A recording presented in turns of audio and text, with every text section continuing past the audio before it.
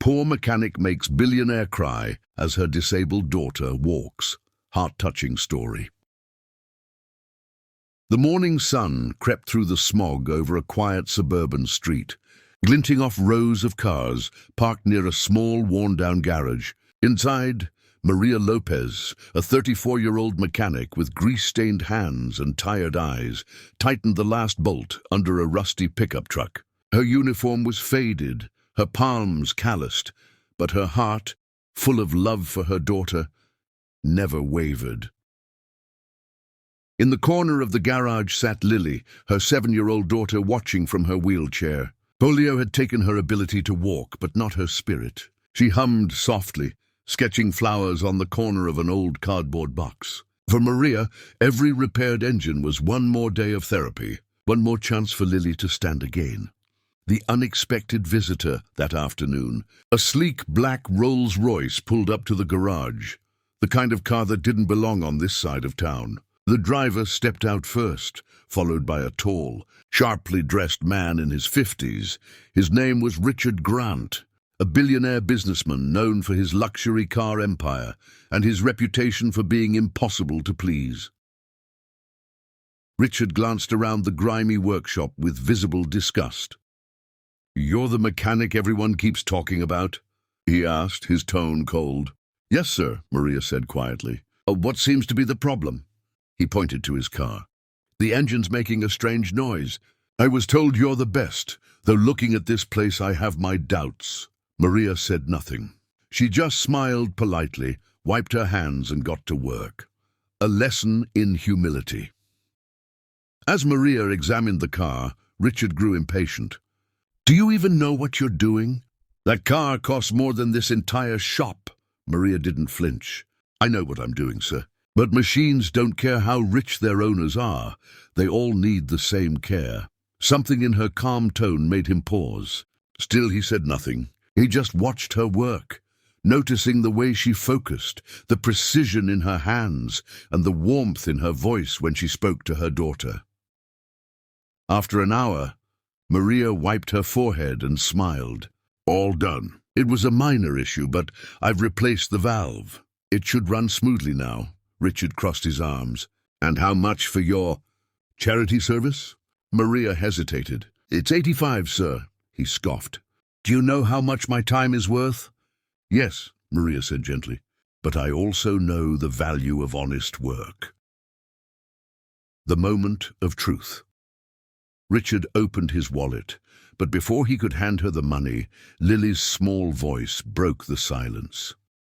"Mommy!" "Look!" Everyone turned. Lily was trembling, clutching the edge of the workbench, and then, with slow, shaky steps, she took 1, then 2, then 3 steps toward her mother. Maria dropped her wrench, eyes wide. "Lily!"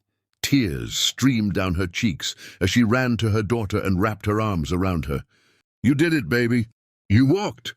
For a moment the sound of cars, tools, and city noise faded away.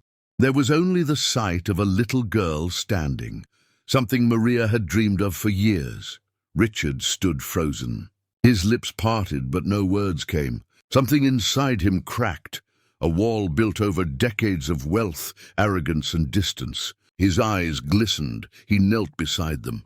She's walking," he whispered. "A billionaire's tears." Richard pulled out a checkbook and scribbled something quickly. He tore the page and handed it to Maria. "Sir, I can't take more than what I earned," she said firmly. He shook his head. "This isn't payment. It's a thank you for reminding me what matters." Maria looked down. The check was for 100,000. Her breath caught. I can't." "You can," Richard said softly. "Use it for her therapy. You've already fixed more than my car today." Lily smiled shyly at him. "Thank you, mister." Richard smiled back, the first genuine smile he'd given in years. A new beginning. A few months later, Maria's small garage had transformed into a bustling repair shop, with new tools and a bright blue sign that read, "Lily's Garage, where every engine and every heart can heal." Richard often stopped by, not as a customer, but as a friend. He'd sit with Lily, teaching her how to draw cars while Maria worked, and every time Lily took a few more steps, Richard would quietly wipe away a tear, a billionaire forever humbled by the courage of a little girl and the strength of her mother. Months passed, and the once dusty street outside Lily's garage now echoed with the sounds of laughter and gratitude. People from all over town came not just for repairs, but for hope. Maria had become a symbol of resilience. Her story spread through local news and social media, inspiring thousands. But fame wasn't what she cared about. Every morning, when she saw Lily walk a few more steps, holding on to the railings Richard had donated, that was all the reward she needed. A surprise visit. One crisp autumn morning, Maria was tightening a screw on a customer's car when she heard the familiar purr of an engine. Not the flashy hum of a luxury car, but a quiet, modest sedan.